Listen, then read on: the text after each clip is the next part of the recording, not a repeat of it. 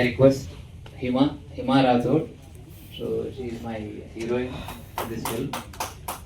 So first thanks under heroine గా ఈ అమ్మాయి తెలుగు ఇండస్ట్రీకి పరిచయం అవుతుంది. And I request Sana Khan. So మంచి ఫ్రెండ్ క్యారెక్టర్, చాలా క్రూషియల్ రోల్ ప్లే చేసింది ఈ అమ్మాయి. అండ్ విష్ణు గారు is a prominent gay activist and ఈ సినిమాలో ఎస్తర్ గారితో పేరుగా నటించడం జరిగింది. వాళ్ళ క్యారెక్టర్స్ గురించి, ఈ సినిమా గురించి వాళ్ళ మాటల్లోనే మీకు పరిచయం చేయడం కోసం చేసిన ఎఫర్ట్ ఈ ప్రెస్ మీట్ అండి. దయచేసి I request first of all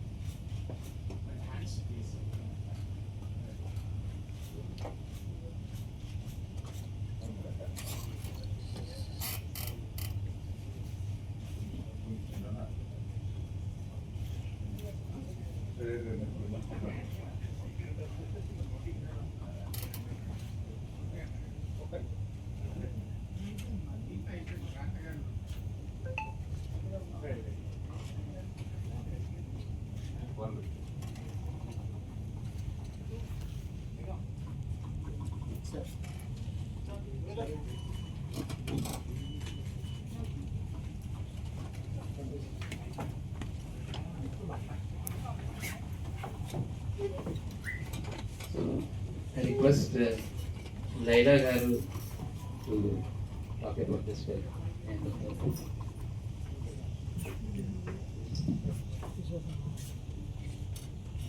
అందరికీ నమస్తే అండి.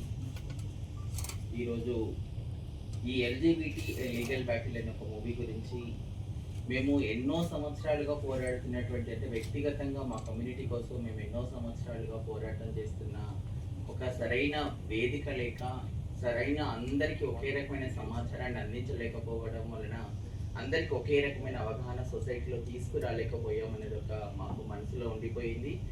ఈ ఎల్జీబీటీ లీగల్ బ్యాటిల్ అనే మూవీ ద్వారా మా ట్రాన్స్ కమ్యూనిటీకి, అంటే ఈ మూవీ అసలు మా కోసం ఎందుకు రాయాలని ఆలోచించారో ఫస్ట్ సునీల్ కుమార్ రెడ్డి సార్ గారికి మేము చాలా ధన్యవాదాలు తెలియజేసుకోవాలి.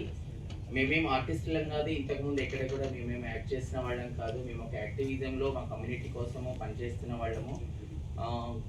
డైరెక్ట్గా వచ్చి సినిమాలో యాక్ట్ చేయాలి అంటే కొంచెం భయంగా ఉన్నప్పటికీ సునీల్ కుమార్ రెడ్డి సారు మా కోసం క్రియేట్ చేసినటువంటి ఒక పాత్రలు మా నిజ జీవితానికి సంబంధించినటువంటివి కాబట్టి మాకు యాక్టింగ్లో పెద్దగా ప్రాబ్లం అనిపించకుండా మేము ఏదైతే రెగ్యులర్గా మా లైఫ్ను లీడ్ చేస్తున్నామో దాన్ని చూపించే విధంగా ఉన్నాయి కాబట్టి మేము దీంట్లో మెయిన్లీ నేనైతే ఎక్కడ కూడా యాక్ట్ చేయలేదు. నాకు యాక్టింగ్ అంటే పెద్దగా భయం. ఫస్ట్ నేను ఎక్కడ కూడా యాక్టింగ్ చేయలేదు. కానీ ఈ మూవీలో నేను రెగ్యులర్గా నేను ఒక ట్రాన్స్ మహిళను, అదేవిధంగా హిజ్రా గురువుని నేను మా కల్చర్లో ఏదైతే నేను ఇప్పుడు ఏ పాత్ర పోషిస్తూ జీవిస్తున్నానో అదే ఈ సినిమాలో కూడా నాది ఒక ట్రాన్స్ మదర్ రోల్ కాబట్టి ఒక ట్రాన్స్ మదర్గా ఉంటూ ఒక ట్రాన్స్ కమ్యూనిటీకి ఎదురైనటువంటి క్రైసిస్ గురించి లీగల్గా ఎట్లా మేము పోరాటం చేస్తున్నాము, మాకు ఏ రకమైన చట్టాలు ఉన్నాయి, ఆ చట్టాలను కూడా పోలీస్ డిపార్ట్మెంట్ వాళ్ళు కానివ్వండి, లీగల్ డిపార్ట్మెంట్ వాళ్ళు మనకి ఎక్కడ ఏ రకంగా మమ్మల్ని అవాయిడ్ చేస్తున్నారు, మేము న్యాయం కోసం ఎంత పోరాటం చేయాల్సి వస్తుంది అనే అంశాన్ని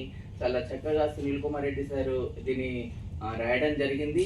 ఇది ఒక స్టోరీ మాత్రమే కాదు, మా జీవితాలు ఇవి చట్టపరంగా మాకు 2019లో వచ్చినటువంటి ఒక యాక్ట్ని బేస్ చేసుకొని ఆ యాక్ట్ పరమైన న్యాయాన్ని పొందాలంటే ఇప్పుడు సొసైటీకి అవగాహన అవసరం అన్న ఉద్దేశంతో ఇది ఒక పూర్తి డ్రామా, ఒక జైభీం సినిమా లాంటిది, లేదా ఒక కోర్టు మూవీ లాగా ఒక చట్టం కోసం ఒక్కొక్క కమ్యూనిటీకి ఎట్లాంటి చట్టాలు ఉంటాయి, వాటిని ఏ రకంగా కాలరాస్తున్నారు, వాటిని ఏ రకంగా మనం సాధించుకోవచ్చు అనే దాన్ని ఎట్లాగైతే తీశారో సేమ్ అదే విధంగా మా ట్రాన్స్ కమ్యూనిటీకి సంబంధించినటువంటి ఒక లీగల్ ఇష్యూను ఈ మూవీలో చూపించారు. నిజంగా సార్కి మేము చాలా ధన్యవాదాలు చెప్పుకుంటున్నాము. అదేవిధంగా మా కమ్యూనిటీ వల్లనే ఇక్కడ ఏదైనా సరే మూవీస్ తీస్తే ట్రాన్స్జెండర్ క్యారెక్టర్ రాగానే ఎవరికో ఆర్టిస్టులకి మగవాళ్ళకి చీరలు కట్టించి ఇది చేయడం జరుగుతుంది, ఎందుకంటే వాళ్ళు బాగా యాక్ట్ చేయగలుగుతారని. కానీ ఇక్కడ సార్ చేసిన ఒక గొప్ప విషయం ఏంటంటే ఎవరైతే నిజ జీవితంలో ఏదైతే అనుభవిస్తున్నామో వారితోనే మమ్మల్ని నటింపజేసి మమ్మల్ని కూడా ఒక తెర మీదకి తీసుకొచ్చి మమ్మల్ని కూడా ఇంకా యాక్టర్స్గా చూపిస్తున్నారు. నిజంగా ఇది ఒక గొప్ప ప్రయత్నం అని అయితే మేము అనుకుంటున్నాము. ఈ ప్రయత్నానికి మీరు అందరూ సపోర్ట్ చేస్తే సొసైటీలో అందరికీ మా గురించి ఎంత నెగిటివ్ ఉందో అంత అందులో కొంతైనా పాజిటివ్గా ఆలోచిస్తారు సొసైటీ. అది ఫ్యామిలీస్ కావచ్చు, ఫ్రెండ్స్ కావచ్చు, లేదా యూత్ కావచ్చు, స్టూడెంట్స్ కావచ్చు, అందరూ కూడా దీన్ని అర్థం చేసుకుని మమ్మల్ని ఈ మూవీ తర్వాత వాళ్ళలో ఒకరిగా చూస్తారని ఎక్స్పెక్ట్ చేస్తున్నాము. Thank you sir. Thank you very much, Director. And I request Vishnu Teja. Vishnu Teja is a gay activist. చాలా కొద్దిమంది అంత ఓపెన్గా ఈ ఇష్యూ గురించి మాట్లాడగలుగుతారు. సబ్జెక్ట్ మీద అథారిటీ ఉన్న వ్యక్తి అండ్ ఈ played a crucial character and I request. Thank you sir. అందరికీ నమస్తే. అయితే ఎల్జీబీటీ లీగల్ బ్యాటిల్ ఇప్పుడైతే లైలా గారు మాట్లాడారో, లైలా గారు దాదాపు 3 దశాబ్దాల కాలం పాటు ట్రాన్స్జెండర్స్ కమ్యూనిటీతో పాటు లెస్బియన్, గే, బైసెక్షువల్, ట్రాన్స్జెండర్ అందరి సముదాయాల కోసం వారు 3 దశాబ్దాలుగా పనిచేస్తారు.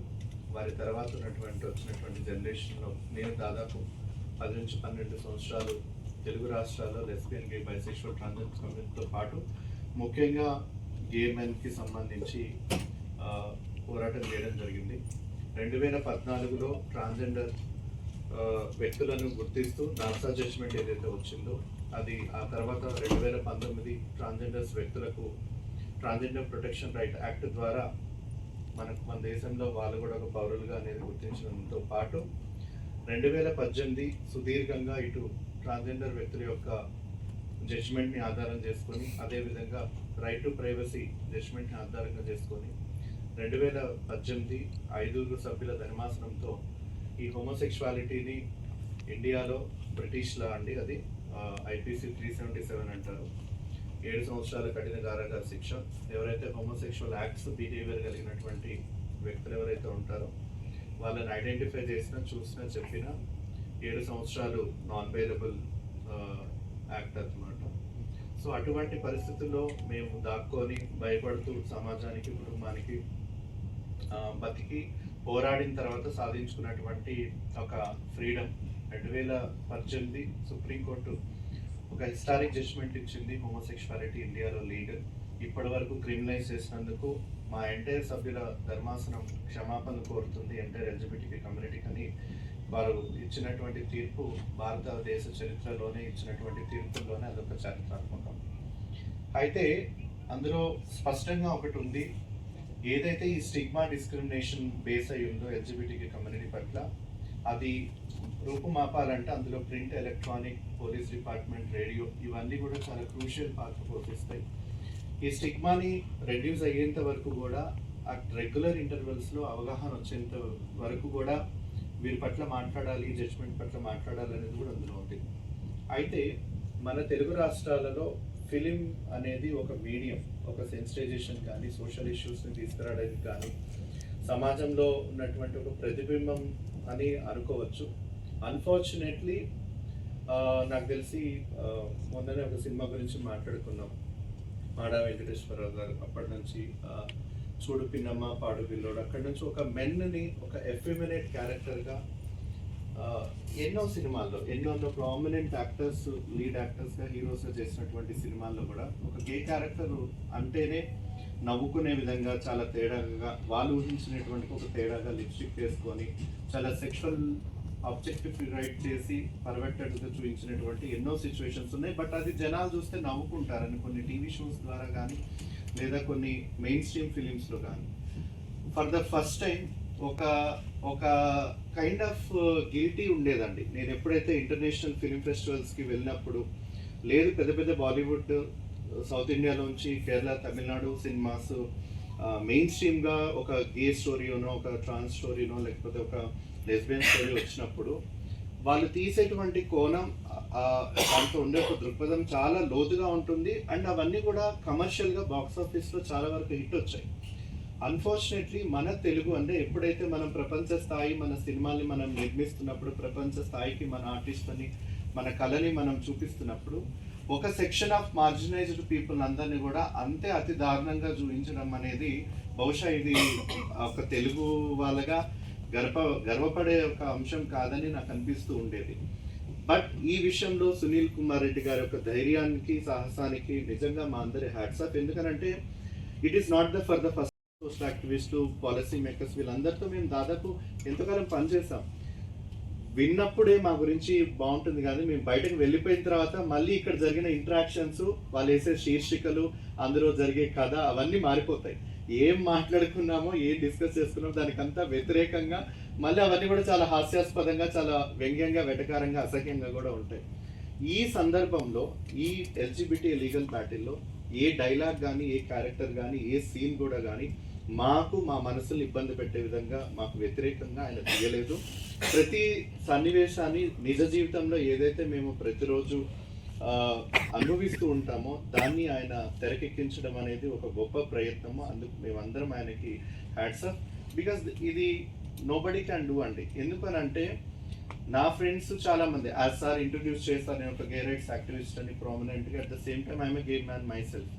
There are many people in industry where I dated, where I met, హీరోస్తో పాటు, మోడల్స్తో పాటు ఎంతో మంది.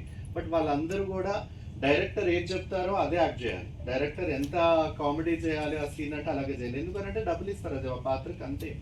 కాదు ఇది నా ఒరిజినల్ క్యారెక్టర్ కదా, నేను ఇలా ప్లే చేయకూడదు అని అంటే ఆ చాయిస్ అక్కడ ఉండదు. బికాస్ ఇండస్ట్రీలో ఇది ఎంత స్టిగ్మా అంటే అంత స్టిగ్మా. ఒక కాస్టింగ్ కోచ్ గురించి ఫీమేల్ ఆర్టిస్ట్ ఏ విధంగా చెప్పుకుంటున్నారు, కనీసం మేల్ కాస్టింగ్ కోచ్కి సంబంధించి ఎవరు కూడా చెప్పుకోరు, పర్సనల్గా షేర్ చేసుకుంటారు.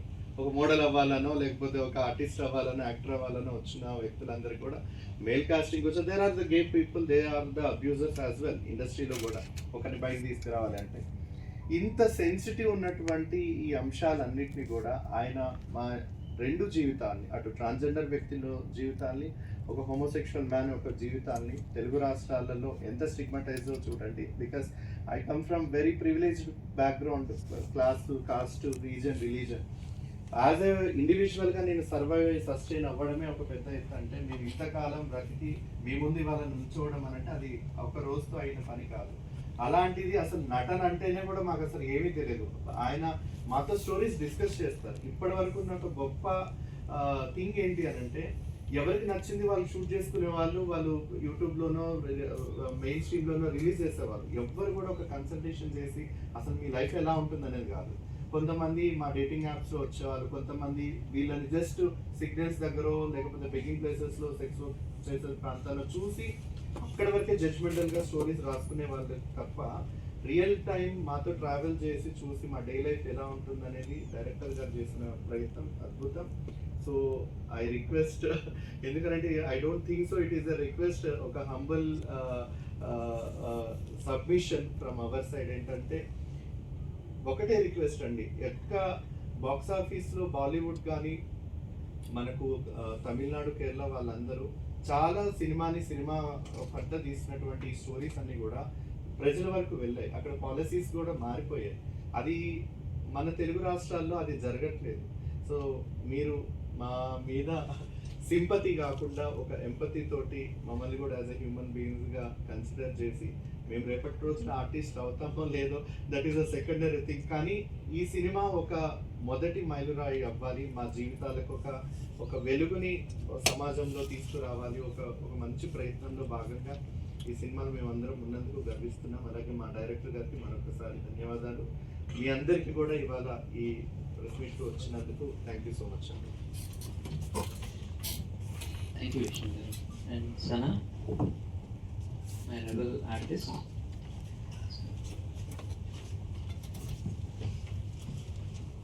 హాయ్ అండి, అందరికీ నమస్తే.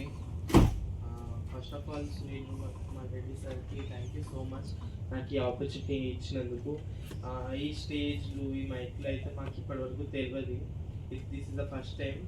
నేను ఏం మాట్లాడాలో కూడా నాకు క్లారిటీ లేదు.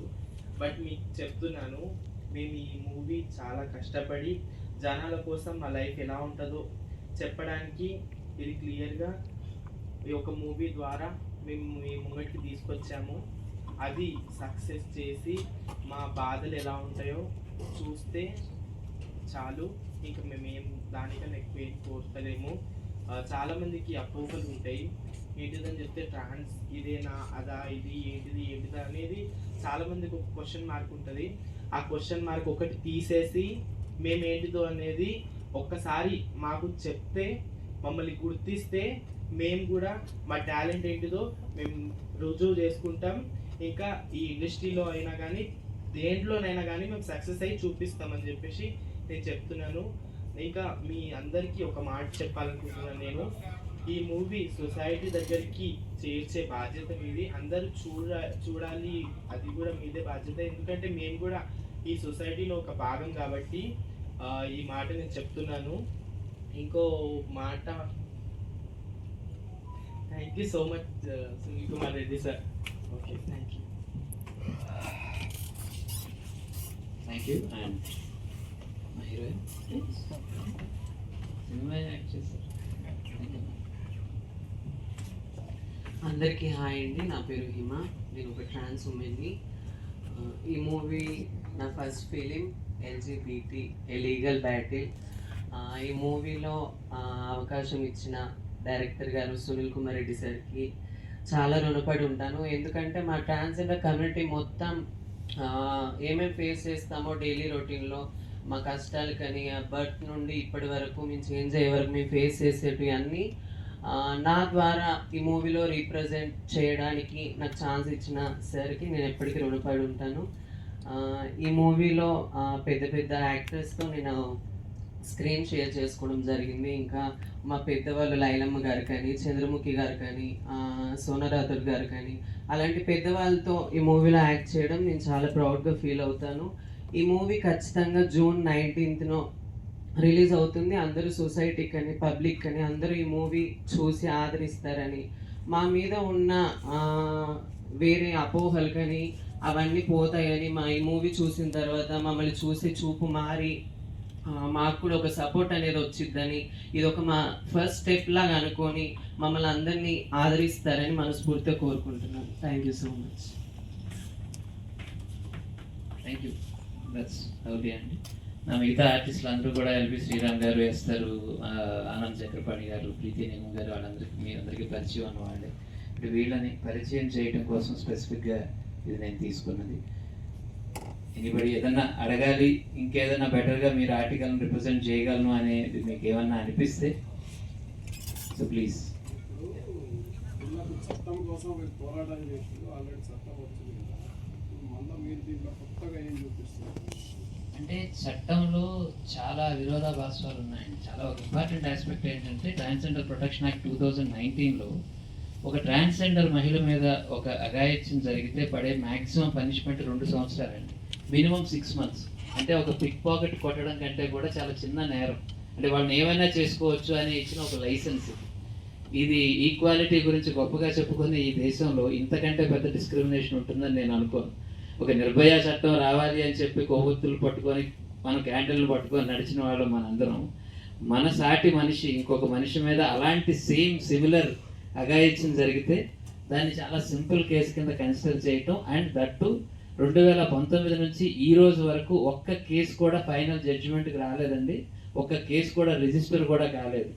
ఒక పక్క గవర్నమెంట్ ఏం చెప్తుందంటే 50% మంది ట్రాన్స్జెండర్స్ మీద అఘాయిత్యాలు జరుగుతున్నాయి, ద మోస్ట్ వల్నరబుల్ కమ్యూనిటీ అని చెప్తున్న ఆ కమ్యూనిటీ నుంచి ఒక్క కేసు కూడా ఎందుకు రావటం లేదంటే పోలీసులు కేసులే తీసుకోవటం లేదండి.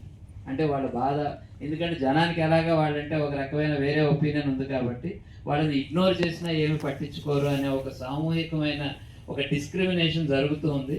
దాన్ని క్వశ్చన్ చేయడం కోసమే ఈ సినిమా అండి. ఒక జర్నలిస్ట్గా నేను చెప్పాలంటే this is the first case కంప్లీట్గా కన్విక్షన్ వరకు ఫైట్ చేసిన ఒకే ఒక కేసు ఇండియాలో జరిగింది ఈ తెర మీద. ఇప్పుడు మనం తీసిన ఈ సినిమాలోనే ద్వారా తప్ప సుప్రీంకోర్టు నుంచి సెషన్స్ కోర్టు వరకు ఇప్పటివరకు ఏ కేసు కూడా ఫైనల్ జడ్జిమెంట్కి రాలేదండి. కాబట్టి దాని గురించి మాట్లాడడం కోసమే ఇదండి. అండ్ ఒక జర్నీ మొత్తం నాసా జడ్జిమెంట్ దగ్గర నుంచి ఏమేమి జరిగాయి ఇవన్నీ కూడా ఈ సినిమాలో ఒక ఎంటర్టైనింగ్తో ఉంటూనే ఆలోచింపజేసే విధంగా చెప్పే ప్రయత్నం ఒకటి చేయడం జరిగిందండి. ఈ సినిమా మరి అదర్ లాంగ్వేజ్ కూడా రిలీజ్ చేస్తున్నారండి, లేకపోతే ఓన్లీ తెలుగు? సో ప్రజెంట్ ఇది Telugu language with English subtitles తోటి రిలీజ్ అవుతుందండి. నార్త్ అమెరికాలో కూడా రిలీజ్ అవుతుంది, త్రూఅవుట్ ఇండియాలో కూడా సబ్ టైటిల్ వెర్షన్ రిలీజ్ అవుతుందండి June 19th. But for limited multiplex release only, not single స్క్రీన్లో క్రౌడ్ పుల్ చేయడానికి మీరు సహకరిస్తే జరుగుతుందేమో. Otherwise I know the market and I know the scenario. Only multiplexes గురించి సెన్సిబుల్ ఆడియన్స్ అందరూ కూడా వచ్చి ఈ సినిమాని ఆదరించి ఈ ప్రైడ్ మంత్లో దీన్ని సక్సెస్ చేస్తారు. వీళ్ళ టాలెంట్ ఏమిటో తెర మీద చూస్తారని నేనైతే మనస్ఫూర్తిగా కోరుకుంటున్నానండి. యాక్చువల్లీ చెప్పాలంటే తెలుగు ఆడియన్స్ కమర్షియల్ ఇలాంటి మొత్తం సినిమాలు హీరో ఇలాంటివి బాగా చూస్తుంటారు. మంచి మెసేజ్ లాంటివి చూసిన దాఖలు లేవు. ఎంతవరకు అనిపిస్తారు? సినిమా అంటేనే ఒక రిస్క్ అండి. 90% సినిమాలు పోతాయి, అది తీసే ముందే హ్యావ్ క్లారిటీ అబౌట్ దాట్. కానీ ఇలాంటి ఒక కొత్త సినిమా చూడాలి అనుకుంటే మాత్రం డెఫినెట్గా ఇది ఒక మంచి ఎక్స్పీరియన్స్ అవుతుందండి. ఎందుకంటే సోకాల్ టెంప్లెట్లో తీసిన సినిమాలు కూడా చాలా ఫెయిల్ అవుతూ ఉన్నాయి. సో కాబట్టి ఏది సక్సెస్కి ఇక్కడ ఫార్ములా అంటూ ఏమీ లేదండి. ఈ సినిమా సక్సెస్ అవ్వాలని నేను కోరుకుంటున్నాను. సో అయితే హ్యాపీ, లేకపోతే మళ్ళీ ఇంకో పోరాటం. సో నాకు ఆ క్లారిటీ ఉందండి, ఆ ఇష్యూ లేదు. థియేటర్లో కన్నా కొంతవరకు ఓటీటీలో ఇలా చూస్తున్న సందర్భాలు చాలా ఉన్నాయి. ఓటీటీ కూడా రిలీజ్ డెఫినెట్గా వెళ్తుందండి, డెఫినెట్గా ఓటీటీలో వెళ్తుంది. మీరు అన్నట్టు ఓటీటీలో అలాంటి మంచి ఇంటర్నేషనల్ సినిమాలు చూశారు, బట్ తెలుగు సైడ్ నుంచి ఇండియన్ సైడ్ నుంచి కాంట్రిబ్యూషన్ చాలా తక్కువగా ఉందండి.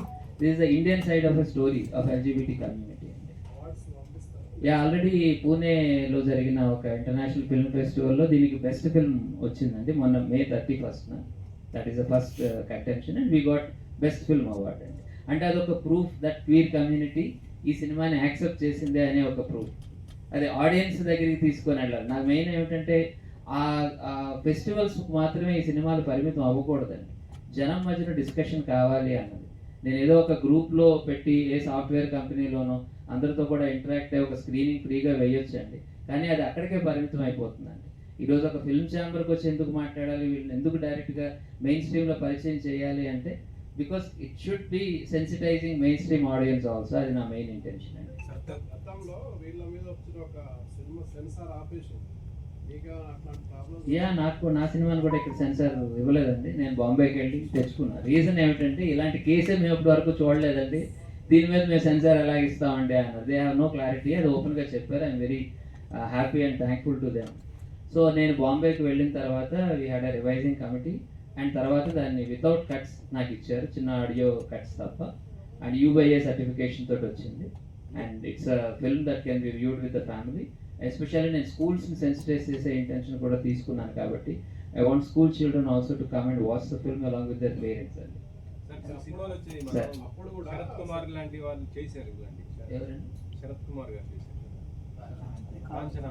Okay, so Kanchana is definitely a full-fledged commercial film అండి, where this is a topic that which was touched అండి. బట్ ఇది కంప్లీట్గా out and out it is only about the trans and gay community గురించిన ఒక sensitising సంబంధించిన cinema అండి. ఒక court madam గారు చెప్పినట్టు ఒక జై భీమ్ కానీ ఒక కోర్ట్ ఫిల్మ్లో మిమ్మల్ని ఎంటర్టైన్ చేసి ఉంటుంటే డెఫినెట్గా ఈ ఫిల్మ్ కూడా అంత ఇంటెన్సిటీ కలిగి ఉన్న ఒక వేరే యాంగిల్లో ఉన్నది. అక్కడ పోక్సో గురించి మాట్లాడితే ఇక్కడ మనం వేరే సెక్షన్ గురించి మాట్లాడాలి. But otherwise this sentiment and emotions are same. ఈ టైప్ ఆఫ్ సినిమాలకు సెన్సార్ బోర్డులో నిబంధనలు లేవు కాబట్టి ఆపుతున్నామని అప్పట్లో చెప్పారు. మీకు అదే చెప్పారా లేకపోతే మీరు నిబంధనలు లేకపోవడం కాదు సార్, క్లారిటీ లేదండి. ఎవరికి సబ్జెక్ట్ మీద అవగాహన లేదా, తప్పు కూడా కాదండి. చాలా మంది డాక్టర్స్ కూడా ఒక ట్రాన్స్జెండర్ పేషెంట్ వస్తే ఎలా ట్రీట్ చేయాలో తెలియదు కాబట్టి వాళ్ళు డెనై చేసిన సందర్భాలు కూడా ఉన్నాయండి. దానికి మనకు we have a classic word transphobia అనే ఒక వర్డ్ ఉందండి. వాళ్ళని దూరం పెడతారు, వాళ్ళతో ఇంటరాక్ట్ కూడా కారండి. అది పోయి ఈవెన్ పోలీస్ దీంట్లో కూడా ఒక అమ్మాయి ఎవరికైనా వచ్చి నాకు రేప్ జరిగింది అని అంటే వాళ్ళు ఫస్ట్ అడిగే క్వశ్చన్, రేపా, మిమ్మల్ని ఎలా చేస్తారు, ఎలా జరుగుతుంది అది అసలు, ఈజ్ ఇట్ పాసిబుల్ అనే క్వశ్చన్. అంటే మనకి ఎనాటమీ గురించి మనకున్న ఐడియా ఏమిటి అంటే, నేను ఎంబీబీఎస్ డాక్టర్తో చాలామంది నేను నా ఫ్రెండ్ సర్కిల్లో ఉన్నారు. We have a binary male female, ఇది తప్ప మనకు మూడో కేటగిరీని ట్రీట్ చేయడం కూడా మెడికల్ సైన్సెస్లో లేదండి. There is a big vacuum in the knowledge, ఆ గైనిక్ సెక్షన్కి సంబంధించిన vacuum, there is a huge vacuum. కాబట్టి ఆపరేషన్స్కి వీళ్ళు బ్యాంకాక్ వెళ్ళడాలు లేదా ఢిల్లీ ఎక్కడికో వెళ్ళడమే తప్ప అది అందరూ కూడా రెగ్యులర్గా చేసే పొజిషన్లో లేదండి. సార్ అన్ని చోట్ల డిస్క్రిమినేషన్ అయితే 100% ఉంది. ఈ సినిమాలో మీరు అంటే మెయిన్ వీళ్ళు ఎదుర్కొన్న ప్రాబ్లమ్స్ ఉన్నాయి. ఆ ప్రాబ్లమ్స్కి ఇంకో రీజన్ ఏంటంటే కొందరు మగవాళ్ళు కూడా అలాగే ట్రాన్స్జెండర్స్ అలాగే వచ్చేసి చాలా ఇబ్బంది పడుతున్నారు. దానివల్ల వీళ్ళు కూడా సఫర్ అవుతున్నారు, వీళ్ళు కూడా సపరేట్గా చూస్తున్నారు. సో దాన్ని ఆ పాయింట్ టచ్ చేశాను. సినిమాలో ఆ పాయింట్ కూడా ఉంది. వాళ్ళని బహురీపులు అంటారు, మేడం గారు. వీళ్ళందరూ కూడా నాకు ఇచ్చిన నాలెడ్జ్ అండి. అండ్ దాన్ని తెలుసుకొని వాటన్నిటిని రిప్రజెంట్ చేశాను. వీ హ్యావ్ దట్ ఆల్సో, ఆ ఎపిసోడ్ కూడా ఉందండి.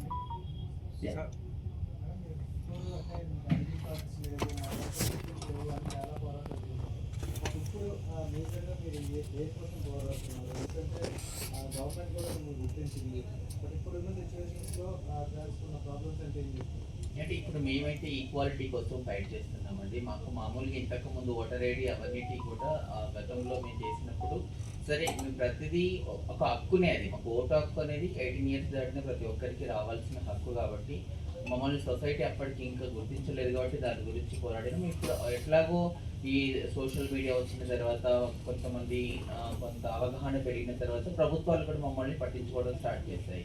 రీసెంట్లీ మన తెలంగాణ ప్రభుత్వం చూసుకుంటే మాకు ట్రాఫిక్ వాలంటీర్స్గా ఇచ్చారు, అట్లాగే హైడ్రాలో ఎంప్లాయ్మెంట్ ఇచ్చారు, మళ్ళీ మెట్రోలో కూడా ఎంప్లాయీస్గా జాయిన్ చేస్తున్నారు, కొన్ని సోషల్ స్కీమ్స్లో కూడా మమ్మల్ని ఇంక్లూడ్ చేస్తున్నారు. బట్ ఇవి దొరుకుతున్న క్రమంలో మాకు ఏదో ఇది కూడా గవర్నమెంట్, ఇప్పుడు ఈ గవర్నమెంట్ ఈ సీఎం సార్ ఏదో సింపథెటిక్గా మాకు ఇది ఇస్తున్నారేమో కానీ ఏదో జీవో రూపంలో కానీ ఇది పర్మనెంట్గా కానీ ఉండేలాగా లేదు. నెక్స్ట్ గవర్నమెంట్ చేంజ్ అయితే ఇది కంటిన్యూ అవుతుందా లేదా కూడా తెలియదు. కాబట్టి పర్మనెంట్గా ఉండేలాగా ఒక రిజర్వేషన్ లాంటిది ఇవ్వండి, హారిజాంటల్ రిజర్వేషన్ లాంటిది ఉండాలి. అన్నిట్లో మేము కూడా ఈక్వల్గా అందరితో సమానంగా ఒక మేల్ ఫీమేల్తో పాటు ప్రతి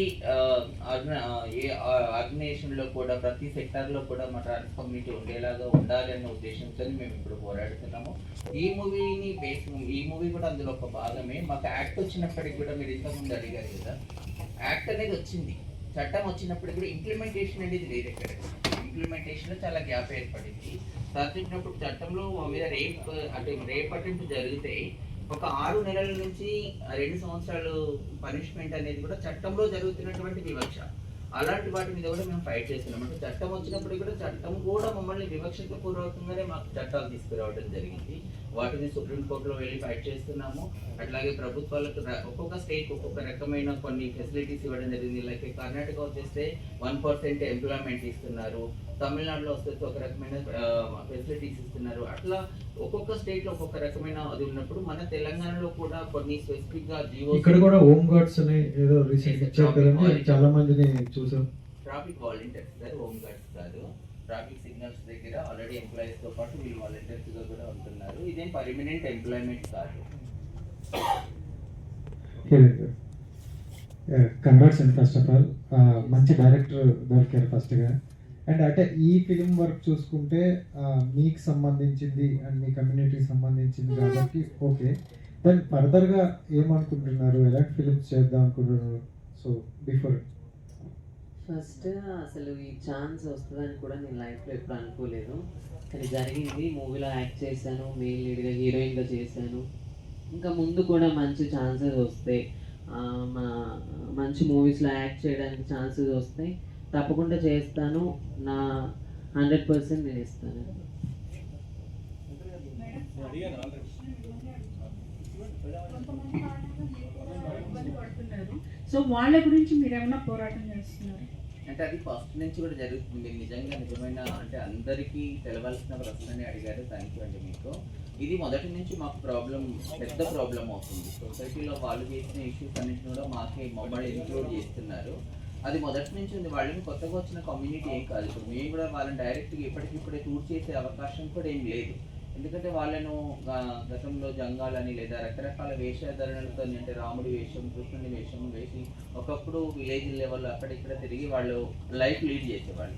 ఇప్పుడు అది కాలక్రమేణా ఇవన్నీ వచ్చిన తర్వాత అప్పుడు ఇంత టెక్నాలజీ వెళ్ళిన తర్వాత అవన్నీ వాళ్ళని ఎవరు రిసీవ్ చేసుకుంటలేరు. కాబట్టి వాళ్ళు ఇప్పుడు యాజ్ ఏ ఒక మహిళా గెటప్లో ఒక ఫిమేల్ గెటప్లో వెళ్ళి వాళ్ళు బెగ్గింగ్ చేస్తున్నారు. అంటే వాళ్ళు అబ్బాయిలు చీరలు కట్టుకున్నా సరే సొసైటీ ఏం ఆలోచిస్తుందంటే ఒక అబ్బాయి చీర కట్టుకున్నాడంటే ట్రాన్స్ అమ్మాయి హిజ్రా లేదా ట్రాన్స్జెండర్ అనుకుంటుంది. కాబట్టి వాళ్ళని కూడా ట్రాన్స్జెండర్ అనుకుంటున్నారు.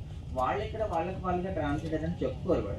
వాళ్ళ వేషధరణ కూడా అంత సాఫ్ట్గా ఏమి ఉండదు. వాళ్ళు అప్పటికప్పుడు వేస్తారు. మళ్ళీ వాళ్ళ పని అయిపోగానే వాళ్ళు తీసేసి ఇళ్ళకి వెళ్ళి వాళ్ళ ఫ్యామిలీతో లైఫ్ లీడ్ చేస్తుంటారు. బట్ ఇక్కడ సమాజానికి కొంత మేము ఎంత అవగాహన తీసుకొచ్చినప్పటికీ కూడా ఇప్పటికీ ఇంకా మేమంటే ఏంటి, అసలు మా లైఫ్ స్టైల్ ఏంటి, మేము ఎందుకు ఇలా మారుతాము, వాళ్ళకి మాకున్న డిఫరెన్స్ ఏంటి అనేది ఎంత చెప్పే ప్రయత్నం చేసినా ఇంకా కొంత లోపం ఉంది. ఆ లోపంతోనే మేము బలవుతున్నాము. ఇది ఆల్రెడీ చట్టం రూపంలో కూడా ఇప్పుడు పోలీస్ పాలసీలు కొత్తగా తీసుకొస్తున్న దాంట్లో మేము ఇది ఇంక్లూడ్ చేస్తున్నాము. అట్లాగే ప్రభుత్వం దృష్టిలో కూడా ఇప్పుడు ట్రాన్స్జెండర్ ఐడి కార్డ్ అనేది ఒకటి ఇస్తున్నారు. ఇప్పుడు ఖచ్చితంగా ఎవరైతే ఒరిజినల్గా లైఫ్ లీడ్ చేస్తున్నారో వాళ్ళకు మాత్రమే ట్రాన్స్జెండర్ ఐడి కార్డ్ అనేది డిస్ట్రిక్ట్ మ్యాజిస్ట్రేట్ ద్వారా రావడం జరుగుతుంది. దాని ద్వారా కొంత ఇది నివారించగలుగుతుంది.